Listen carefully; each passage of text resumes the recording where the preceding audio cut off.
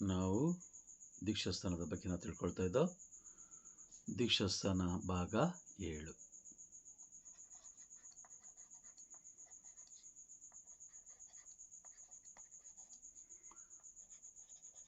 ಭಾಗ 7.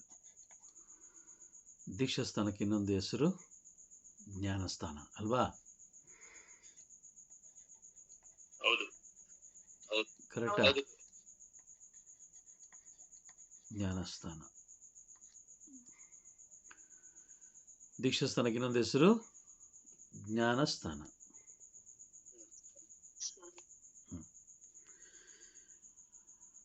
ಮೂರು ರೀತಿಯ ದೀಕ್ಷಾಸ್ಥಾನಗಳಿದೆ ಅನ್ನೋದನ್ನು ನಾವು ತಿಳ್ಕೊಳ್ತಾ ಇದ್ದೀವಿ. ಮೊದಲನೇದಾಗಿ ನೀರಿನಿಂದ ನೀಡುವಂತಹ ದೀಕ್ಷಾಸ್ಥಾನ. ಎರಡನೇದು ಪವಿತ್ರಾತ್ಮರಿಂದ ಪಡೆದುಕೊಳ್ಳುವಂಥ ದೀಕ್ಷಾಸ್ಥಾನ. ಮೂರನೇದು ಅಗ್ನಿಯಿಂದ ಪಡೆದುಕೊಳ್ಳುವಂಥ ದೀಕ್ಷಾಸ್ಥಾನ. ಮೂರು ದೀಕ್ಷಾಸ್ಥಾನಗಳನ್ನು ನಾವು ಪಡ್ಕೊಂಡ್ರೆ ಮಾತ್ರ ಪರಲೋಕ ಪ್ರವೇಶ ಮಾಡಲಿಕ್ಕೆ ಸಾಧ್ಯ. ಇದನ್ನು ಒಪ್ಕೊಳ್ಳಲ್ಲ. ಯೇಸು ಸ್ವಾಮಿನೇ ಹೇಳಿಬಿಟ್ರು, ಇದನ್ನು ಒಪ್ಕೊಳ್ಳಲ್ಲ. ಏನು? ಯೋಹನ 14ನೇ ಅಧ್ಯಾಯ 17ನೇ ವಾಕ್ಯದಲ್ಲಿ ಯೇಸು ಸ್ವಾಮಿ ಹೇಳ್ತಾರೆ, ಲೋಕ ಇವರನ್ನು ಬರಮಾಡಿಕೊಳ್ಳದು. ಎಸ್, ನಿಜ, ಪವಿತ್ರಾತ್ಮರನ್ನು ಲೋಕ ಬರಮಾಡಿಕೊಳ್ಳಲ್ಲ. ಆ ವಾಕ್ಯ ಓದೋಣ, ಒಮ್ಮೆ ಓದೋಣ. ಯೋಹನ 14:17 ಓದಿ. ಸತ್ಯ ಸ್ವರೂಪಿಯರಾದ ಪವಿತ್ರಾತ್ಮರೇ, ಈ ಪೋಷಕ ಲೋಕವು ಇವರನ್ನು ಬರಮಾಡಿಕೊಳ್ಳದು, ಏಕೆಂದರೆ ಲೋಕ ಇವರನ್ನು ಕಾಣುವುದೂ ಇಲ್ಲ, ಅರಿತುಕೊಳ್ಳುವುದೂ ಇಲ್ಲ. ಆದರೆ ನೀವು ಇವರನ್ನು ಅರಿಯುವಿರಿ, ಕಾರಣ ಇವರು ನಿಮ್ಮೊಂದಿಗೂ ನಿಮ್ಮಲ್ಲಿಯೂ ನೆಲೆಸಿರುವರು. ಪಾಯಿಂಟ್ ನಂಬರ್ 1, ಲೋಕವು ಇವರನ್ನು ಬರಮಾಡಿಕೊಳ್ಳದು.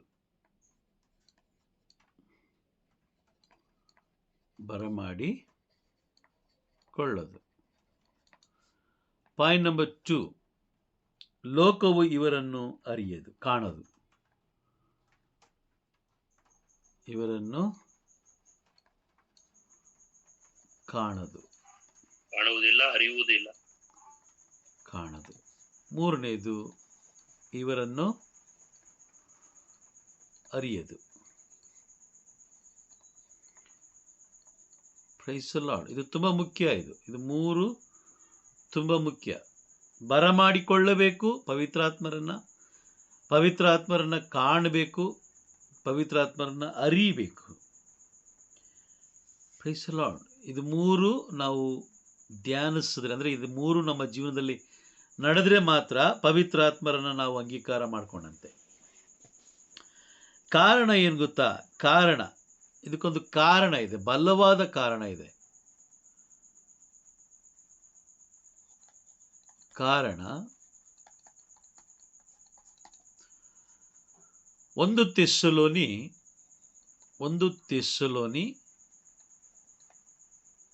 5ನೇ ಅಧ್ಯಾಯ 19ನೇ ವಾಕ್ಯ.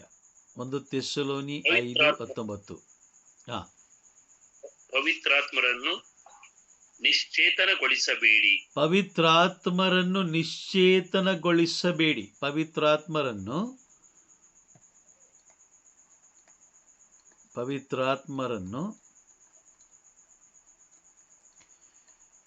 ನಿಶ್ಚೇತನಗೊಳಿಸಬೇಡಿ.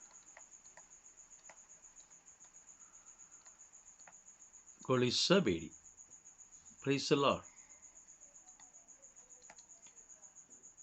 ಯಾಕೆ ನಿಶ್ಚೇತನಗೊಳಿಸಬೇಡಿ ಅಂತ ಹೇಳಿದ್ರೆ, ಯೋವಾನ 16:8 ಹಾಗೂ 10 ಓದೋಣ. ಆ ಪೋಷಕನು ಬಂದು ಪಾಪ, ನ್ಯಾಯ, ನೀತಿ ಮತ್ತು ಅಂತಿಮ ತೀರ್ಪು ಇವುಗಳನ್ನು ಕುರಿತು ಲೋಕದ ಜನತೆ ತಾಳಿದ ತಪ್ಪು ಭಾವನೆಗಳನ್ನು ಮನವರಿಕೆ ಮಾಡಿಕೊಡುವರು. ಪಾಪದ ವಿಷಯವಾಗಿ ಅವರ ತಪ್ಪು ಭಾವನೆಯನ್ನು ಮನವರಿಕೆ ಮಾಡಿಕೊಡುವರು, ಏಕೆಂದರೆ ಅವರು ನನ್ನಲ್ಲಿ ವಿಶ್ವಾಸ ಇಡಲಿಲ್ಲ. ನ್ಯಾಯ ನೀತಿಯ ವಿಷಯವಾಗಿ ಅವರ ತಪ್ಪು ಭಾವನೆಯನ್ನು ಮನವರಿಕೆ ಮಾಡಿಕೊಡುವರು, ಏಕೆಂದರೆ ನಾನು ಪಿತನ ಬಳಿಗೆ ಹೋಗುತ್ತೇನೆ ಮತ್ತು ನೀವು ನನ್ನನ್ನು ಕಾಣಲಾರಿರಿ. ಈ ವಾಕ್ಯ ಇಲ್ಲಿ ನೆರವೇರ್ತಾ ಇದೆ ನೋಡಿ. ಈ ವಾಕ್ಯ ಇಲ್ಲಿ ನೆರವೇರುತ್ತೆ. ಯಾಕೆ? ಅವರು ನ್ಯಾಯ ತೀರ್ಪಿನ ಬಗ್ಗೆ ನಮಗೆ ಏನು ಮಾಡ್ತಾರೆ? ಮನವರಿಕೆ ಮಾಡಿಕೊಡ್ತಾರೆ.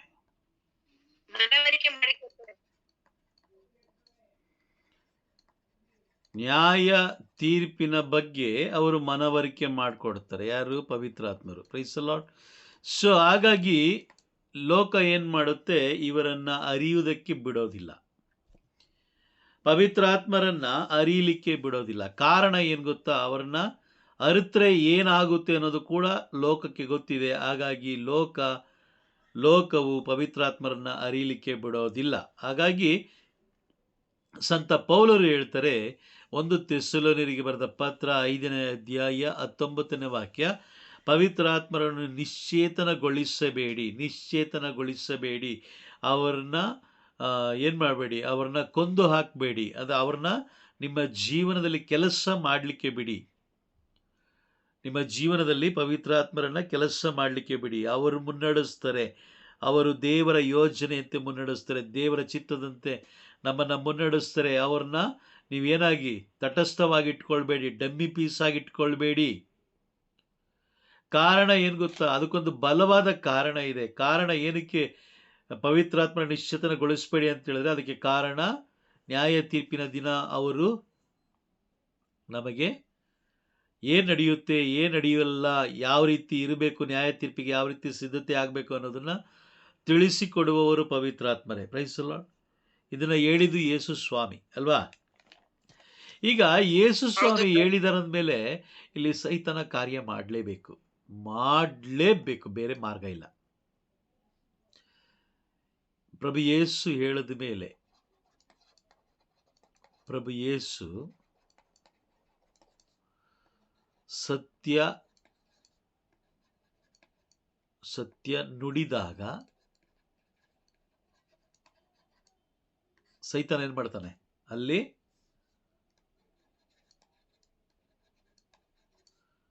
ಅಲ್ಲಿ ಸುಳ್ಳು ಬಿತ್ತನೆ ಮಾಡ್ತಾನೆ, ಸುಳ್ಳು ನುಡಿತಾನೆ. Price the lord. ಅದೇ ರೀತಿ ಯೇಸು ಸ್ವಾಮಿ, ಪ್ರಭು ಯೇಸು ಕ್ರಿಸ್ತರು ಪರಿಶುದ್ಧತೆ ಬಗ್ಗೆ ತಿಳಿಸಿದಾಗ ಸೈತಾನ ಏನು ಮಾಡ್ತಾನೆ? ಅಶುದ್ಧತೆ ಬಗ್ಗೆ ತಿಳಿಸ್ಕೊಡ್ತಾನೆ.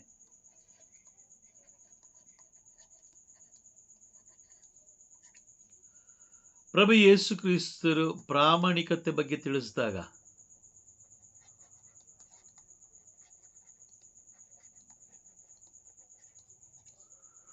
ಸೈತಾನ ಏನು ಮಾಡ್ತಾನೆ?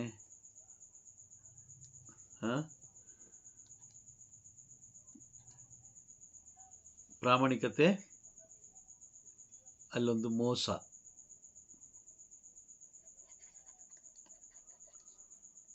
ಬಗ್ಗೆ ತಿಳಿಸ್ಕೊಡ್ತಾನೆ.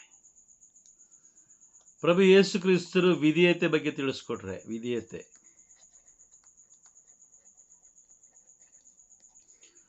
ಸೈತಾನ ಏನು ಮಾಡ್ತಾನೆ? ಅಲ್ಲಿ ಗರ್ವದ ಬಗ್ಗೆ ತಿಳಿಸ್ಕೊಡ್ತಾನೆ. ಪ್ರಭು ಯೇಸು ಕ್ರಿಸ್ತರು ದೀನತೆ ಬಗ್ಗೆ ತಿಳಿಸ್ಕೊಟ್ರೆ, ದೀನತೆ ಸೈತಾನ ಏನು ಮಾಡ್ತಾನೆ? ಅಹಂಕಾರ ಅಥವಾ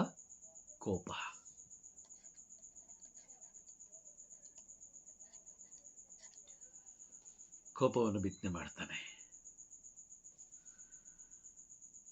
ಪ್ರಭು ಯೇಸು ಕ್ರಿಸ್ತರು ವಾಕ್ಯದ ಬಗ್ಗೆ ತಿಳಿಸ್ಕೊಟ್ರೆ, ನಿತ್ಯ ಜೀವ ನೀಡುವ ವಾಕ್ಯದ ಬಗ್ಗೆ ತಿಳಿಸ್ಕೊಟ್ರೆ, ಸೈತಾನ ಏನು ಮಾಡ್ತಾನೆ? ವಿಗ್ರಹದ ಬಗ್ಗೆ ತಿಳಿಸ್ಕೊಡ್ತಾನೆ.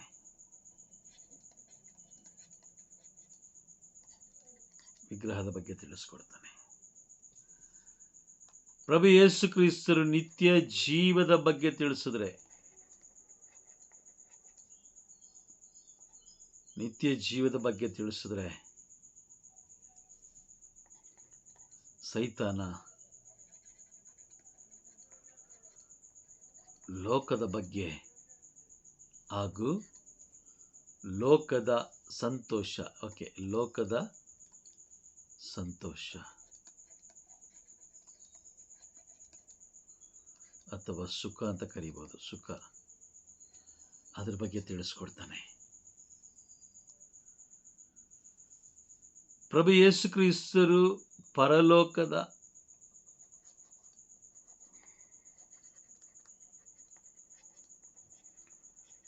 ನಿಧಿ ಬಗ್ಗೆ ತಿಳಿಸಿದ್ರೆ, ಸೈತಾನ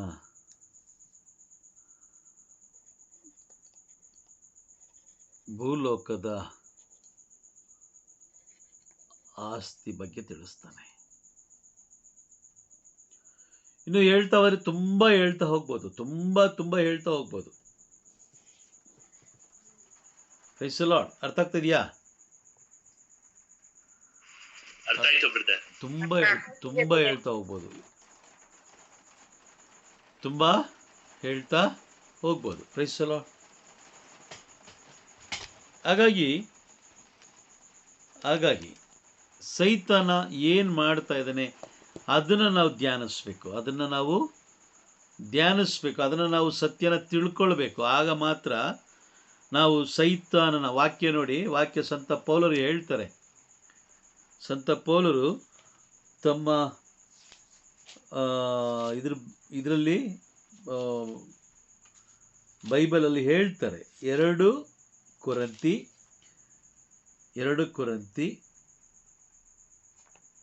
2ನೇ ಅಧ್ಯಾಯ 11ನೇ ವಾಕ್ಯ ಓದಿ. ಸೈತಾನನ ಕುತಂತ್ರಗಳನ್ನು ನಾವು ಅರಿಯದವರಲ್ಲ, ಅವನ ಕೈ ಮೇಲಾಗದಂತೆ ನಾವು ನೋಡಿಕೊಳ್ಳಬೇಕು. ಸೈತಾನನ ಕುತಂತ್ರಗಳನ್ನು ನಾವು ಅರಿಯದವರಲ್ಲ. ಕುತಂತ್ರ.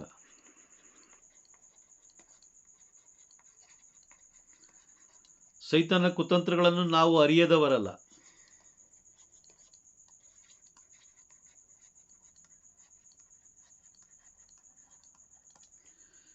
ನಮ್ಗೆ ಚೆನ್ನಾಗಿ ಗೊತ್ತಿದೆ ನೋಡಿ, ಪ್ರಭು ಯೇಸು ಕ್ರಿಸ್ತ ಸತ್ಯ ನೋಡಿದಾಗ ಅಲ್ಲೊಂದು ಸುಳ್ಳು ಬಂದಿರುತ್ತೆ. ಪ್ರಭು ಯೇಸು ಕ್ರಿಸ್ತರ ಪರಿಶುದ್ಧತೆ ಬಗ್ಗೆ ತಿಳಿಸ್ಕೊಟ್ಟಾಗ, ನೀನು ಆಲಯದ ವಿಷಯದಲ್ಲಿ ಭಯಭಕ್ತಿ ಉಳ್ಳವನಾಗಿರು. ಯಾಜಕಕಾಂಡ 26:2 ಓದಿ. ಯಾಜಕಕಾಂಡ 26:2. ನನ್ನ ದೇವಸ್ಥಾನದ ವಿಷಯದಲ್ಲಿ ಭಾಗ 2ನೇ ಭಾಗದಲ್ಲಿ ಓದಿ, ಡಾಟ್ ಆದಮೇಲೆ ನನ್ನ ದೇವಸ್ಥಾನದ ವಿಷಯದಲ್ಲಿ ಭಯಭಕ್ತಿ ಉಳ್ಳವನಾಗಿರಬೇಕು. ಭಯಭಕ್ತಿ ಉಳ್ಳವನಾಗಿರಬೇಕು. ಎಷ್ಟು ಜನ ಭಯಭಕ್ತಿ ಉಳ್ಳವರಾಗಿದ್ದೀವಿ ನಾವು? ಎಷ್ಟು ಜನ ಭಯಭಕ್ತಿ ಉಳ್ಳವರಾಗಿದ್ದಾರೆ? ನಮ್ಮ ದೇವಾಲಯದ ವಿಷಯದಲ್ಲಿ, ಚರ್ಚ್ ವಿಷಯದಲ್ಲಿ ಎಷ್ಟು ಜನ ಭಯಭಕ್ತಿ ಉಳ್ಳವರಾಗಿದ್ದಾರೆ? ನೋಡ್ತಾ ಇದ್ದೀರಾ? Praise the lord. ಅಲ್ವಾ? ಪರಿಶುದ್ಧತೆ ಬಗ್ಗೆ ಎಷ್ಟು ಜನ ಪರಿಶುದ್ಧತೆ ಬಗ್ಗೆ ತಿಳ್ಕೊಳ್ತಾ ಇದ್ದಾರೆ? ಭಯಭಕ್ತಿ ಆಲಯದ ವಿಷಯದಲ್ಲಿ. ಏನಕ್ಕೆ ಆಲಯದ ಒಳಗಡೆ ಪಾದರಕ್ಷೆಗಳನ್ನು ಇವರು ಹಾಕೊಂಡು ಬರ್ತಾರೆ? ಆಲಯದ ಒಳಗಡೆ ಯಾಕೆ ಇವರು ಪರಿಶುದ್ಧತೆ ಬಗ್ಗೆ ತಿಳ್ಕೊಳ್ಳಲ್ಲ? ಯಾವ ಜಾಗದಲ್ಲಿ ಪರಿಶುದ್ಧವಾಗಿರಬೇಕು ಅದನ್ನ ಪರಿಶುದ್ಧವಾಗಿ ಇಟ್ಕೊಳ್ಳಲ್ಲ. ಯಾಕೆ? ಮೋಶೆಗಿಂತ ದೊಡ್ಡವರು ಎಂದಿಗೂ ಇಲ್ಲ. ಆದ್ರೆ ಸೈತಾನ ಉಂಟು ಮಾಡ್ತಾನೆ. ನೀನ್ ಯಾಕೆ ಇಲ್ಲಿ ಮಾಡ್ತಾ ಇದೀಯಾ? ಮೋಶೆ ಹಳೆ ಒಡಂಬಡಿಕೆ, ಇದು ಹೊಸ ಒಡಂಬಡಿಕೆ. ಇಲ್ಲ ಸಲ್ಲದನ್ನ ಹುಟ್ಟಿಸ್ತಾನೆ. ಪ್ರಾಮಾಣಿಕತೆ ಬಗ್ಗೆ, ಪ್ರಾಮಾಣಿಕತೆ ದೇವರಿಗೆ ನೀಡಬೇಕಾದನ್ನು ನಾವು ದೇವರಿಗೆ ನೀಡಬೇಕು, ಸರ್ಕಾರಕ್ಕೆ ನೀಡಬೇಕಾಗಿರೋ ನಾವು ಸರ್ಕಾರಕ್ಕೆ ನೀಡಬೇಕು. ಎರಡು ಮಾಡ್ತಾ ಇದ್ದೀವಾ? ಎರಡೂ ಮಾಡ್ತಾ ಇಲ್ಲ. ಕಾಣಿಕೆ 10% ನಾವು ದೇವರಿಗೆ ಕೊಡಲೇಬೇಕು. ಕೊಡ್ತಾ ಇದ್ದೀವಾ? ಇಲ್ಲ. ಕಾರಣ ನಮ್ಮದೇ ಆದ ಒಂದು ಕಾರಣವನ್ನು ರೆಡಿ ಮಾಡಿ ಇಟ್ಕೊಳ್ತೀವಿ. ಅವನು ಸರಿ ಇಲ್ಲ, ಆಯಪ್ಪ ಸರಿ ಇಲ್ಲ, ಈ ಅಪ್ಪ ಸರಿ ಇಲ್ಲ. ಮೊದಲಿಗೆ ನಾವೇ ಸರಿ ಇಲ್ಲ. ಯಾಕೆ? ನಾವು ಸೈತಾನನ ಜೊತೆಲಿದ್ದೀವಿ.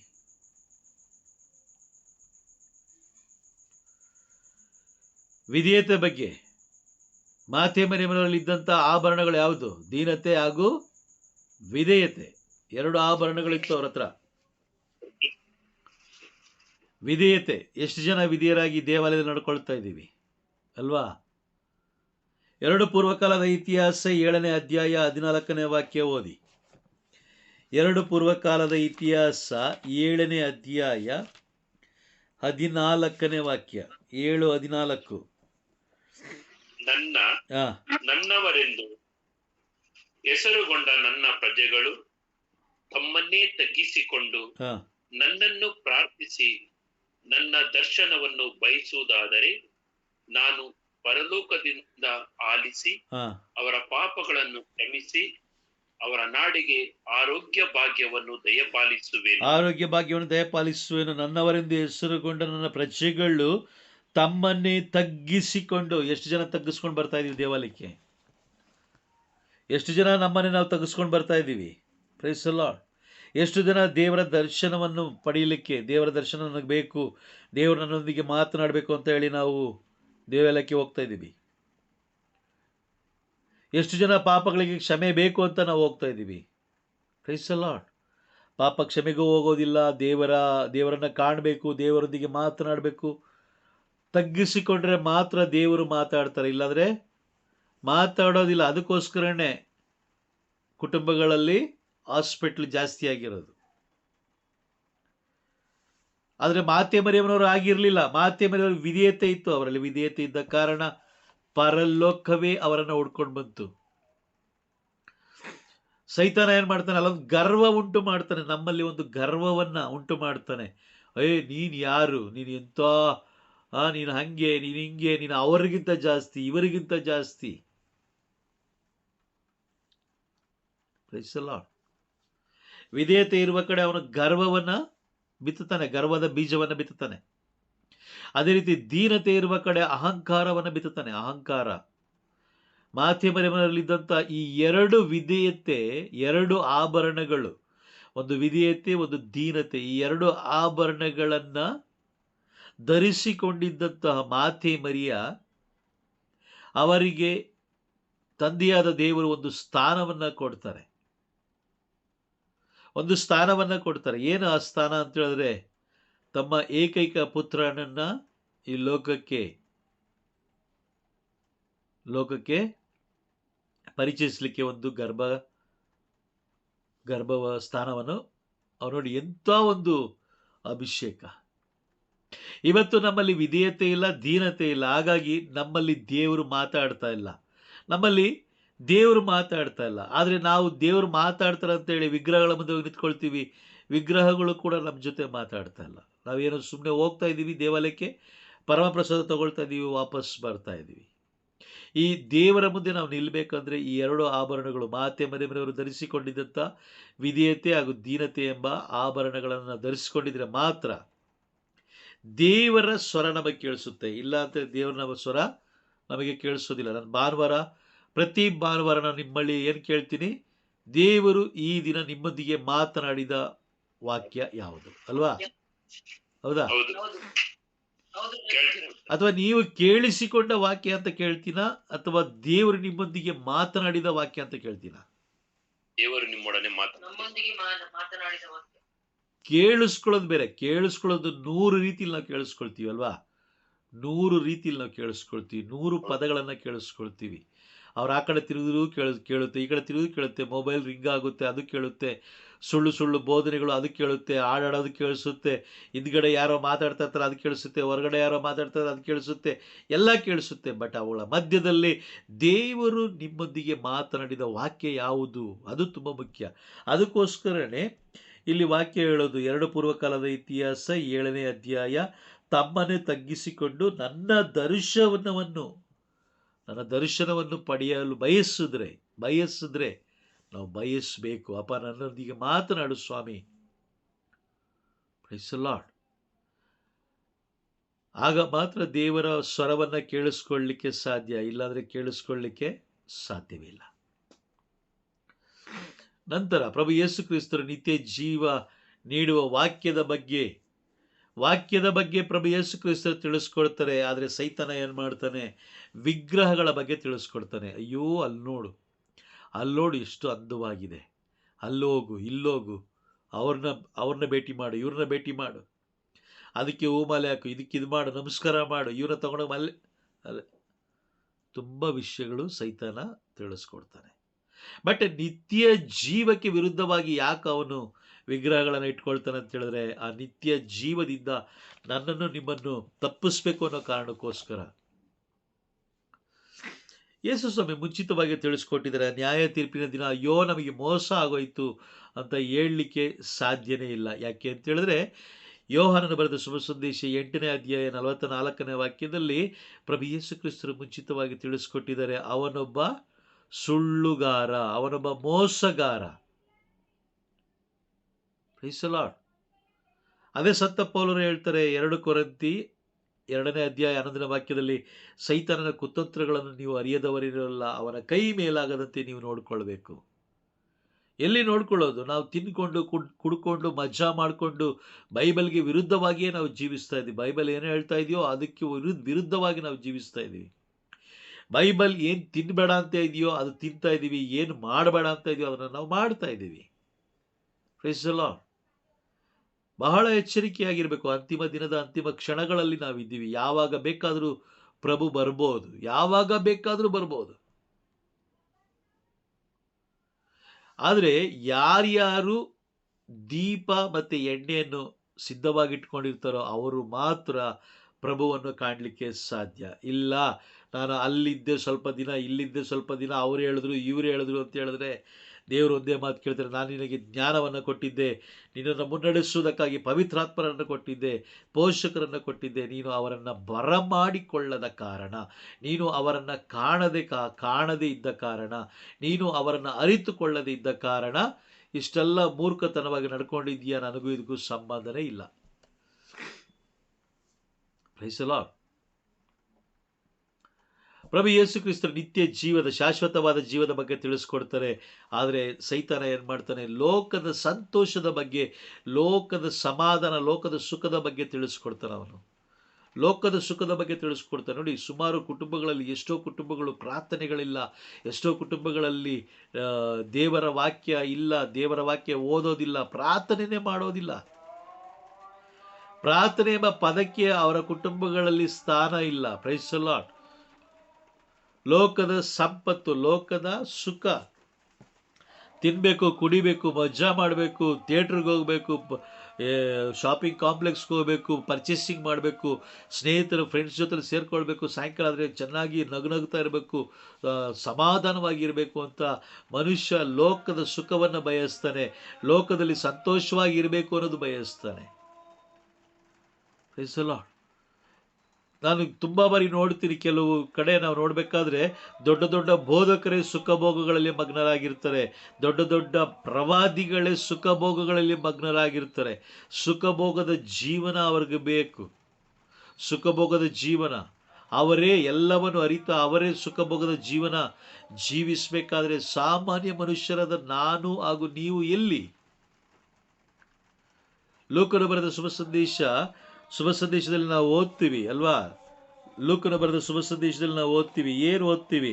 ಅಲ್ಲಿ ಪವಿತ್ರಾತ್ಮರು ಮೊದಲಿಗೆ ಸ್ಪಷ್ಟವಾಗಿ ತಿಳಿಸ್ಕೊಟ್ಟಿದ್ದಾರೆ. ಲೂಕ 16ನೇ ಅಧ್ಯಾಯ 20ನೇ ವಾಕ್ಯದಲ್ಲಿ, 20, 21, 23 ತನಕ ನಾವು ನೋಡಿದ್ರೆ ಅಲ್ಲಿ ಒಬ್ಬ ಧನಿಕನಿದ್ದ. ಅವನೇನು ಮಾಡ್ತಾ ಇದ್ದ, ಈ ಲೋಕದಲ್ಲಿ ಸುಖ ಜೀವನ ಜೀವಿಸ್ತಾ ಇದ್ದ, ಸುಖಭೋಗದ ಜೀವನ ಜೀವಿಸ್ತಾ ಇದ್ದ. ದೇವರು ಅವನಿಗೆ ಕೊಟ್ಟಿದ್ದು, ಅವನೇನು ಯಾರಿಗೂ ಏನು ಮೋಸ ಮಾಡಲಿಲ್ಲ, ಯಾರ ಹತ್ರನೂ ಕದಿಲಿಲ್ಲ. ಬಟ್ ದೇವರು ಅವನಿಗೆ ಕೊಟ್ಟಿದ್ರು, ಸುಖ ಜೀವನ ಕೊಟ್ಟಿದ್ರು. Praise the lord. ದೇವರು ಪರೀಕ್ಷೆ ಮಾಡುವುದಕ್ಕೋಸ್ಕರ ಕೆಲವು ಜನರಿಗೆ ಸುಖ ಜೀವನವನ್ನು ಕೊಡ್ತಾರೆ, ಸಂತೋಷದ ಜೀವನ ಕೊಡ್ತಾರೆ, ಸಮಾಧಾನದ ಜೀವನ ಕೊಡ್ತಾರೆ. ಅದು ಸುಖ ಭೋಗಗಳಲ್ಲಿ ಮೈಮರೆತು ಜೀವಿಸುವುದಕ್ಕಾಗಿ ಅಲ್ಲ, ಆ ಸುಖ ಭೋಗಗಳ ಜೀವನದಲ್ಲೂ ಆಸ್ತಿ ಅಂತಸ್ತಿನ ಜೀವನದಲ್ಲೂ ಕೂಡ ಅವರು ಪ್ರಭುವನ್ನು ಮಹಿಮೆ ಪಡಿಸುವುದಕ್ಕಾಗಿ, ಹಾಗೂ ಅನೇಕ ಬಡ ಮಕ್ಕಳಿಗೆ, ಅನೇಕ ನಿರ್ಗತಿಕರಿಗೆ ಆಧಾರವಾಗಿ ಇರಲಿ ಅನ್ನೋದಕ್ಕಾಗಿ, ಆಧಾರವಾಗಿರಬೇಕು ಅನ್ನೋ ಕಾರಣಕ್ಕೋಸ್ಕರ ಪ್ರೈಸ್ ದಿ ಲಾರ್ಡ್ ದೇವರು ಕೆಲವು ಬಾರಿ ಪರೀಕ್ಷೆ ಮಾಡ್ತಾರೆ. ಯೋಬನನ್ನು ದೇವರು ಅದೇ ರೀತಿ ಪರೀಕ್ಷೆ ಮಾಡಿದ್ದು. ದೇವರು ಕೊಟ್ಟು ನೋಡಿದ್ರು. ಆ ಸಮಯದಲ್ಲಿ ಒಂದು ಪರೀಕ್ಷೆ ಪ್ರಾರಂಭ ಆಯಿತು. ಆ ಪರೀಕ್ಷೆಯಲ್ಲಿ ಯೋಬ ಗೆದ್ರು. Praise the Lord. ಯೋಬ ಗೆದ್ರು. ಕೊಲಸ್ಯರಿಗೆ ಬರೆದ ಪತ್ರ 3ನೇ ಅಧ್ಯಾಯ 23ನೇ ವಾಕ್ಯವನ್ನು ಓದೋಣ. ಕೊಲಸ್ಸಿ 3:23. ಈ ಲೋಕದಲ್ಲಿ ನಾವು ಜೀವಿಸಬೇಕಾದ್ರೆ ಏನು ಮಾಡಬೇಕು ಅನ್ನೋದು ಇಲ್ಲಿ 23-24 ಎರಡು ಓದಿ. ಕೊಲಸ್ಯರಿಗೆ ಬರೆದ ಪತ್ರ 3ನೇ ಅಧ್ಯಾಯ 23 ಹಾಗೂ 24ನೇ ವಾಕ್ಯ. ನೀವು ಏನನ್ನು ಮಾಡಿದರೂ ಪೂರ್ಣ ಮನಸ್ಸಿನಿಂದ ಮಾಡಿ, ಮನುಷ್ಯರನ್ನು ಮೆಚ್ಚಿಸುವುದಕ್ಕಾಗಿ ಅಲ್ಲ, ಪ್ರಭುವನ್ನು ಮೆಚ್ಚಿಸುವುದಕ್ಕಾಗಿ ಮಾಡಿ. ಅದಕ್ಕೆ ಪ್ರತಿಫಲವಾಗಿ ಪ್ರಭುವಿನಿಂದ ನೀವು ಸ್ವರ್ಗೀಯ ಬಾಧ್ಯತೆಯನ್ನು ಪಡೆಯುವಿರೆಂದು ನಿಮಗೆ ತಿಳಿದೇ ಇದೆ. Praise the lord. ಈ ದಿನಗಳಲ್ಲಿ ನಾವು ನೆರೆಹೊರೆಯವರನ್ನು ಮೆಚ್ಚಿಸೋದಕ್ಕೋಸ್ಕರ, ನಮ್ಮ ಸಂಬಂಧಿಕರನ್ನು ಮೆಚ್ಚಿಸೋಕ್ಕೋಸ್ಕರ ನಾವು ಇಲ್ಲ ಸಲ್ಲದ ಕಾರ್ಯಗಳನ್ನು ನಾವು ಮಾಡ್ತಾ ಇದ್ದೀವಿ. ಆದರೆ ವಾಕ್ಯ ಸ್ಪಷ್ಟವಾಗಿ ಹೇಳ್ತಾ ಇದೆ, ನೀವು ಪ್ರಭುವನ್ನು ಮೆಚ್ಚಿಸುವುದಕ್ಕಾಗಿ ಮಾಡಿ. Praise the lord. ಲೋಕದ ಸುಖ ಸಂಪತ್ತು ದೇವರು ಕೊಟ್ಟಿದ್ರೆ ಅದು ಸಂತೋಷ, ಅದು ಮೈಮರೆತು ಜೀವಿಸುವುದಕ್ಕಾಗಿ ಅಲ್ಲ, ಬದಲಾಗಿ ಆ ಒಂದು ಸಿರಿ ಸಂಪತ್ತಿನಲ್ಲಿ ದೇವರ ನಾಮ ಮಹಿಮೆ ಪಡಿಸುವುದಕ್ಕಾಗಿ, ದೇವರ ನಾಮ ಮಹಿಮೆಗೊಳ್ಳುವುದಕ್ಕಾಗಿ. Price the lord. ದೇವರ ನಾಮ ಮಹಿಮೆಗೊಳ್ಳಬೇಕು. ಅದಕ್ಕೋಸ್ಕರನೇ ದೇವರು ಪರೀಕ್ಷೆ ಮಾಡ್ತಾರೆ. ಕೆಲವು ಬಾರಿ ಸೈತಾನ ಏನು ಮಾಡ್ತಾನೆ, ಅದನ್ನು ಇನ್ನೂ ಹೆಚ್ಚು ಬಲಪಡಿಸ್ತಾನೆ. ಲೋಕದ ಸಂತೋಷ, ಇವತ್ತು ನೀನು ಇಲ್ಲಿಗೆ ಹೋಗು, ಇಷ್ಟು ದುಡ್ಡು ಬರುತ್ತೆ. ಪ್ರಾರ್ಥನೆ ಸಮಯದಲ್ಲೇ ಎಷ್ಟೋ ಕುಟುಂಬಗಳಲ್ಲಿ ಸಂಜೆ ಪ್ರಾರ್ಥನೆ ಇಲ್ಲ, ಎಷ್ಟೋ ಕುಟುಂಬಗಳಲ್ಲಿ ದೇವರ ವಾಕ್ಯಗಳಿಲ್ಲ, ಎಷ್ಟೋ ಕುಟುಂಬಗಳಲ್ಲಿ ಸ್ತುತಿ ಇಲ್ಲ, ಆರಾಧನೆ ಇಲ್ಲ. ಮುಖ್ಯವಾಗಿ ದೇವರಿಗೆ ಅಲ್ಲಿ ಆ ಕುಟುಂಬದಲ್ಲಿ ಸ್ಥಳ ಇಲ್ಲ. ಆದರೆ ನೋಡಿ, ಅರ್ಚಾಡಿಕೊಂಡು, ಕೂಗಾಡಿಕೊಂಡು, ಕಿತ್ತಾಡಿಕೊಂಡು, ಅಥವಾ ಚೆನ್ನಾಗಿ ತಿನ್ಕೊಂಡು ಕುಡ್ಕೊಂಡು ಮಜ್ಜಾ ಮಾಡಿಕೊಂಡು ಇದ್ರೂ ಇರ್ಬೋದು. ಎರಡು ರೀತಿಯಾದ ಜೀವನವನ್ನು ನಾವು ಕಾಣ್ತೀವಿ. Praise the Lord. ಪ್ರಭು ಯೇಸು ಕ್ರಿಸ್ತನ ಪರಲೋಕದ ನಿಧಿ ಬಗ್ಗೆ ಹೇಳ್ತಾರೆ. ನಿಧಿಯನ್ನ ಪರಲೋಕದಲ್ಲಿ ಶೇಖರಣೆ ಮಾಡಿಡು ಅಂತ ಹೇಳ್ತಾರೆ. ಆದರೆ ಸೈತಾನ ಹೇಳ್ತಾನೆ, ಭೂಲೋಕದಲ್ಲೇ ಮಾಡಿಡು. ನೀನು ಜೀವಿಸುವುದು ಸ್ವಲ್ಪ ದಿನ ಮಾತ್ರ, ಆದರೆ ಆ ಇರುವಷ್ಟು ದಿನ ನೀನು ನಿನಗಾಗಿಯೋ, ನಿನ್ನ ಮಕ್ಕಳಿಗಾಗಿಯೋ, ನಿನ್ನ ಹೆಂಡತಿಗಾಗಿ, ನಿನ್ನ ಮೊಮ್ಮಕ್ಕಳಿಗಾಗಿ ನೀನು ಶೇಖರಣೆ ಮಾಡಿಡುವಂತೆ ಸೈತಾನ ಏನು ಮಾಡ್ತಾನೆ, ದೂರ ಆಲೋಚನೆ ಕೊಡ್ತಾನೆ. ಏನು ಮಾಡ್ತೀಯಾ? ನಾಳೆ ದಿನ ಹೆಚ್ಚು ಕಡಿಮೆ ಆದರೆ ಮಗನಿಗೆ ಏನು ಮಾಡ್ತೀಯಾ? ನಾಳೆ ದಿನ ಹೆಚ್ಚು ಕಡಿಮೆ ಆದರೆ ಮಗಳಿಗೆ ಏನು ಮಾಡ್ತೀಯಾ? Praise the lord. ಮಗನಿಗೆ ಏನು ಮಾಡಿಡಬೇಕು ಹೇಳಿ? ನಾವು ಏನು ಮಾಡಿಡಬೇಕು? ಆ ಮಕ್ಕಳನ್ನು ನಾವು ದೇವರ ಕರಗಳಲ್ಲಿ ಒಪ್ಪಿಸಿದ್ರೆ ಸಾಕು. Price the lord. ದೇವರಿಗಿಂತ ಚೆನ್ನಾಗಿ ನೀವು ನೋಡ್ಕೊಳ್ಳೋಕೆ ಸಾಧ್ಯ ಇದೆಯಾ? ಸಾಧ್ಯ ಇಲ್ಲ. ಪ್ರಭು ಯೇಸು ಕ್ರಿಸ್ತರು ಏನು ಹೇಳ್ತಾರೋ ಅದಕ್ಕೆ ವಿರುದ್ಧವಾಗಿ ಸೈತಾನ ಕಾರ್ಯ ಮಾಡ್ತಾನೆ. ಇದೆಲ್ಲ ನೋಡಿ, ಇಷ್ಟಿದೆಯಲ್ಲ, ಇಷ್ಟು ಸ್ವಭಾವಗಳಿಂದ ನಾವು ತಪ್ಪಿಸ್ಕೊಳ್ಬೇಕು ಅಂತ ಹೇಳಿದ್ರೆ, ಈ ಸೈತಾನನ ಕುತಂತ್ರಗಳಿಂದ ನಾವು ತಪ್ಪಿಸ್ಕೊಳ್ಬೇಕು ಅಂತ ಹೇಳಿದ್ರೆ, ಅದಕ್ಕೆ ಮುಖ್ಯವಾಗಿ ಒಬ್ಬರು ನಮ್ಮ ಜೊತೆಲಿ ಇರಬೇಕು. ಅವ್ರು ಯಾರು ಅಂತ ಹೇಳಿದ್ರೆ ಪವಿತ್ರಾತ್ಮರು. Praise the Lord. ಯಾರಿರ್ಬೇಕು? ಪವಿತ್ರಾತ್ಮ ನಮ್ಮಲ್ಲಿ ಇರಬೇಕು. ನೋಡಿ, ಈ ಎಲ್ಲ ಕಾರ್ಯಗಳನ್ನು ನಾವು ಮಾಡಬೇಕಾದ್ರೆ, ಈ ಎಲ್ಲವನ್ನು ನಾವು ಅನುಸರಿಸ್ತಾ ಹೋದರೆ ನಾವೆಲ್ಗೋಗ್ತೀವಿ? ಸ್ವರ್ಗಕ್ಕೆ ಹೋಗ್ತೀವಿ. ಸ್ವರ್ಗಕ್ಕೆ ಹೋಗ್ತೀವಾ? ದೇವರ ರಾಜ್ಯ. ಎಷ್ಟು ಚೆನ್ನಾಗಿ ಮಾತಾಡ್ತಾ ಇದ್ದೀರಾ ನೋಡಿ. ನಾನು ಹೇಳಿದ್ದೇನು? ಸೈತಾನನ ಈ ಕಾರ್ಯಗಳು ನಾನು ಆರೋ ಮಾರ್ಕ್ ಎಲ್ಲ ಹಾಕಿದ್ದೀನಿ, ಇಲ್ಲ ಹಾಕಿದ್ದೀನಲ್ವಾ? ಹೌದಾ?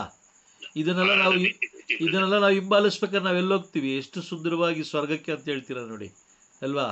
ಇಲ್ಲ ಬ್ರದರ್, ಸೈತಾನನ ಜೊತೆಯಲ್ಲಿ ಸೈತಾನ ಎಷ್ಟು ಬೇಗ ನಮ್ಮನ್ನ ಡೈವರ್ಟ್ ಮಾಡ್ತಾ ನೋಡಿ. ಇದಕ್ಕೆ ಹೇಳೋದು ಎಚ್ಚರಿಕೆ ಆಗಿರಬೇಕು ಅಂತ.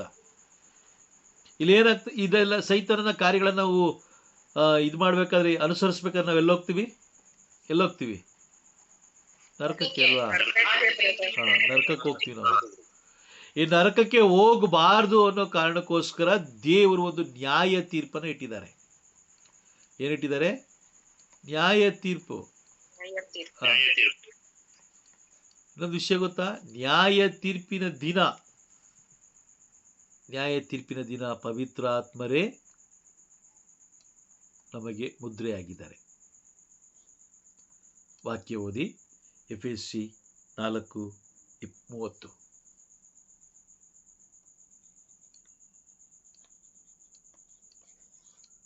ಓದ್ತೀರಾ? ನಾನು ಓದ್ಲಾ? ಇಷ್ಟು ಲೇಟ್ ಅಲ್ವಾ? ದೇವರ ಪವಿತ್ರಾತ್ಮರನ್ನು ನೋಯಿಸದಿರಿ. ವಿಮೋಚನೆಯ ದಿನದಂದು ನೀವು ದೇವರಿಗೆ ಸೇರಿದವರು ಎಂಬುದನ್ನು ತೋರಿಸಲು ನಿಮ್ಮ ಮೇಲೆ ಒತ್ತಲಾಗಿರುವ ಮುದ್ರೆಯೇ ಅವರು. ಓಕೆ, ಮತ್ತೊಮ್ಮೆ ಓದೋಣ. ದೇವರ ಪವಿತ್ರಾತ್ಮರನ್ನು ನೋಯಿಸದಿರಿ. ವಿಮೋಚನೆಯ ದಿನದಂದು ನೀವು ದೇವರಿಗೆ ಸೇರಿದವರು ಎಂಬುದನ್ನು ತೋರಿಸಲು ನಿಮ್ಮ ಮೇಲೆ ಒತ್ತಲಾಗಿರುವ ಮುದ್ರೆಯೂ ಅವರೇ. ಒಂದು ಸೀಲು. ಪವಿತ್ರಾತ್ಮರು ನಿಮ್ಮ ಜೊತೆಯಲ್ಲಿ ಇದ್ರೆ ಈ ಕಾರ್ಯಗಳನ್ನ ಮಾಡಲಿಕ್ಕೆ ಬಿಡೋದಿಲ್ಲ. ಯಾವುದನ್ನ ಮಾಡ್ಲಿಕ್ಕೆ ಬಿಡ್ತಾರೆ? ಇದನ್ನ ಮಾಡ್ಲಿಕ್ಕೆ ಹೇಳ್ತಾರೆ. ಯಾವುದು? ಪ್ರಭು ಯೇಸು ಕ್ರಿಸ್ತರು ಏನು ಹೇಳಿದಾರೋ ಅದನ್ನ ನೀವು ಮಾಡಬೇಕು ಅಂತ ಹೇಳ್ತಾರೆ.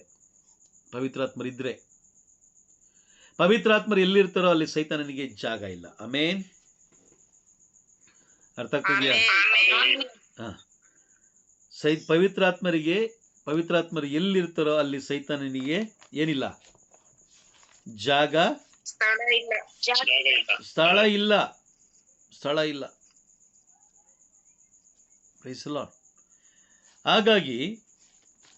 ಹಾಗಾಗಿ ಪವಿತ್ರಾತ್ಮರು ಅಂತಿಮ ದಿನದಲ್ಲಿ ನಾವು ನರಕಕ್ಕೆ ಹೋಗಬಾರ್ದು ಅನ್ನೋ ಕಾರಣಕ್ಕೋಸ್ಕರ ಅವ್ರು ಏನು ಮಾಡ್ತಾರೆ? ನ್ಯಾಯ ತೀರ್ಪಿನ ದಿನ ಅವರೊಂದು ಮುದ್ರೆ ಹಾಕ್ತಾರೆ. ನೀವು ಅಂಗೀಕಾರ ಮಾಡ್ಕೊಂಡಿದ್ದ ತಕ್ಷಣ ಅವರೊಂದು ಮುದ್ರೆ ಹಾಕ್ತಾರೆ. ಆ ಮುದ್ರೆ ಹಾಕಿದ ಮೇಲೆ ನೀವು ಈ ಕಾರ್ಯಗಳನ್ನು ಮಾಡೋದಿಲ್ಲ. ಹಾಗಾಗಿ ನರಕದಿಂದ ತಪ್ಪಿಸಿಕೊಂಡು ನ್ಯಾಯ ತೀರ್ಪಿನ ದಿನ ನೀವು ಗೆದ್ದು ನೀವೆಲ್ಲೋಗ್ತೀರಾ? ಈಗ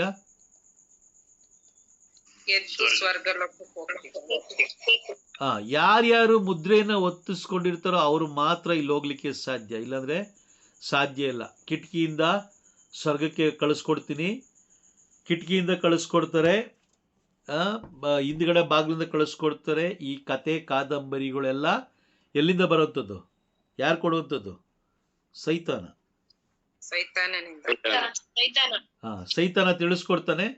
ಆ ಸೈತಾನನ ಮಗನಾಗಿರುವಂಥವನು ಬಂದು ಜನರಿಗೆ ತಿಳಿಸ್ತಾನೆ. ಆ ಜನರೆಲ್ಲ ಏನು ಮಾಡ್ತಾರೆ? ಹಿಂಬಾಲಿಸ್ತಾರೆ. ನೋಡಿ, ಪವಿತ್ರಾತ್ಮನ ನೀವು ಅಂಗೀಕಾರ ಮಾಡ್ಕೊಂಡಾಗ ಅವರೊಂದು ಮುದ್ರೆ ಒತ್ತುತ್ತಾರೆ. ಆ ಮುದ್ರೆ ಎಲ್ಲಿಗೆ ಯೂಸ್ ಆಗುತ್ತೆ ಅಂತ ಹೇಳಿದ್ರೆ ನ್ಯಾಯ ತೀರ್ಪಿನ ಸಮಯದಲ್ಲಿ ಅದು ಯೂಸ್ ಆಗುತ್ತೆ. ಎಫೆಸಿ 4:30 ಸ್ಪಷ್ಟವಾಗಿ ಅಲ್ಲಿ ಬರೆದಿಟ್ಟಿದ್ದಾರೆ, ನ್ಯಾಯ ತೀರ್ಪಿನ ದಿನ ಅವರು ನೀವು ದೇವರಿಗೆ ಸೇರಿದವರು, ನೀವು ಸ್ವರ್ಗಕ್ಕೆ ಸೇರಿದವರು ಅಂತ ತಿಳಿಸೋದು ಯಾರು? ಪವಿತ್ರಾತ್ಮರು. ಈಗ ನೋಡಿ, ಪವಿತ್ರಾತ್ಮರಿಗೆ ನಮ್ಮ ಕುಟುಂಬದಲ್ಲಿ ಜಾಗ ಇಲ್ಲ ಅಂದ್ರೆ ನಾವು ಎಲ್ಲಿಗೆ ಸೇರ್ತೀವಿ? ಎಲ್ಲಿಗೋಗ್ತೀವಿ? ನಾವೆಲ್ಲೋಗ್ತೀವಿ? ಕರೆಕ್ಟ್, ನರಕಕ್ಕೆ ಹೋಗ್ತೀವಿ. ಪವಿತ್ರಾತ್ಮರಿಗೆ ಜಾಗ ಇದೆ ಅಂದ್ರೆ ನಾವೆಲ್ಲೋಗ್ತೀವಿ? ಅರ್ಥ ಆಯ್ತಾ? ಮನಸ್ಸಲ್ಲಿ 2 ವಾಕ್ಯ ಮನಸ್ಸಲ್ಲಿ ಇಟ್ಕೊಳ್ಳಿ. ಒಂದು ಥೆಸಲೋನಿಗೆ ಬರೆದ ಪತ್ರ 5ನೇ ಅಧ್ಯಾಯ 19ನೇ ವಾಕ್ಯ, ಇನ್ನೊಂದು ಎಫೆಸಿ 4:30. ಪ್ರತಿಯೊಬ್ಬರು ಇದರಿಂದ ಏನು ಅರ್ಥ ಆಗ್ತದೆ, ಪ್ರತಿಯೊಬ್ಬರು ನ್ಯಾಯ ತೀರ್ಪನ್ನು ಗೆಲ್ಲಬೇಕಾದ್ರೆ ಅವನು ಪವಿತ್ರಾತ್ಮ ಎಂಬ ದೀಕ್ಷಾಸ್ಥಾನವನ್ನು ಅವನು ಪಡ್ಕೊಂಡಿಲ್ಲ ಅಂದರೆ ಈ ಕೆಲಸ ಮಾಡ್ತಾನೆ ಅವನು. ಏನು? ಸುಳ್ಳು, ಅಶುದ್ಧತೆ, ಮೋಸ, ಗರ್ವ, ಅಹಂಕಾರ, ಕೋಪ, ವಿಗ್ರಹ, ಲೋಕದ ಸಂತೋಷ, ಭೂಲೋಕದಲ್ಲಿ ಆಸ್ತಿ, ಇದಿಷ್ಟು ಮಾಡ್ತಾನೆ. ಇದೆಲ್ಲ ಸೈತಾನನ ಸ್ವಭಾವಗಳು. ಆದರೆ ಪವಿತ್ರಾತ್ಮರಿಂದ ನೀವು ತುಂಬಲ್ಪಟ್ಟರೆ ಸತ್ಯ, ಪರಿಶುದ್ಧತೆ, ಪ್ರಾಮಾಣಿಕತೆ, ವಿಧೇಯತೆ, ದೀನತೆ, ನಿತ್ಯ ಜೀವ ನೀಡುವ ವಾಕ್ಯ, ನಿತ್ಯ ಜೀವ ಹಾಗೂ ಪರಲೋಕದ ನಿಧಿ ಬಗ್ಗೆ ಪವಿತ್ರಾತ್ಮ ತಿಳಿಸ್ಕೊಟ್ಟು ನಿಮ್ಮನ್ನು, ನಿಮ್ಮ ಕುಟುಂಬವನ್ನು ಎಲ್ಲಿ ಕರ್ಕೊಂಡು ಹೋಗ್ತಾರೆ?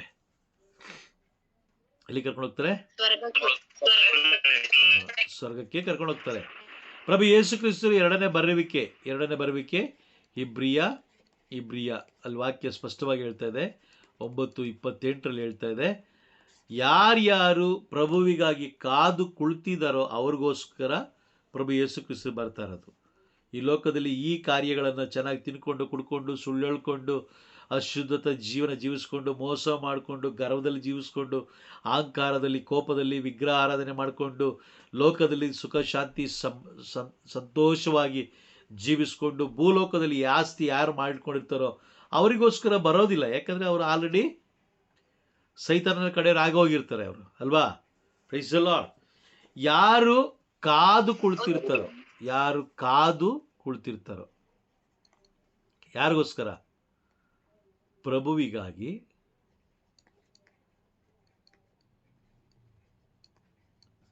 ಕಾದು ಕುಳಿತವರು.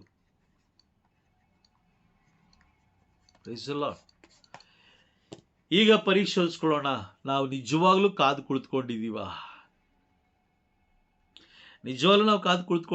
ಇದು ತುಂಬ ಮುಖ್ಯ ಅಲ್ವಾ? ಹೌದಾ ಇಲ್ಲ? ಕಾದು ಕುಳಿತುಕೊಂಡಿದ್ದೀವಾ ಅಥವಾ ಸೈತಾನನು ತಿಳಿಸಿದ ಹಾಗೆ ಜೀವಿಸ್ತಾ ಇದ್ದೀವಾ? ಇದು ತುಂಬ ಮುಖ್ಯ. Praise the lord. ಬಹಳ ಬಹಳ ಬಹಳ ಎಚ್ಚರಿಕೆಯಾಗಿರೋಣ. ಅಂತಿಮ ದಿನದ ಅಂತಿಮ ಕ್ಷಣದಲ್ಲಿ ನಾವಿದ್ದೀವಿ. ಬೈಬಲಲ್ಲಿ ಬರೆದಿರುವ ಒಂದೊಂದು ಕಾರ್ಯಗಳು ಆಲ್ರೆಡಿ ನೆರವೇರ್ತಾ ಇದೆ. ಆದರೂ ಕೂಡ ನಾವು ಈ ಸೈತಾನನ ಸ್ವಭಾವದಿಂದ ಹೊರ ಬರದೇ ಹೋದರೆ, ಪ್ರಭು ಯೇಸು ಕ್ರಿಸ್ತರೊಂದಿಗೆ ಒಂದಾಗಿ ನೂತನ ಸೃಷ್ಟಿ ಆಗದೆ ಹೋದರೆ ಪರಲೋಕಕ್ಕೆ ನಾವು ಬಾಧ್ಯಸ್ಥರಲ್ಲ. Price the lord. ಅರ್ಥ ಆಯ್ತಾ?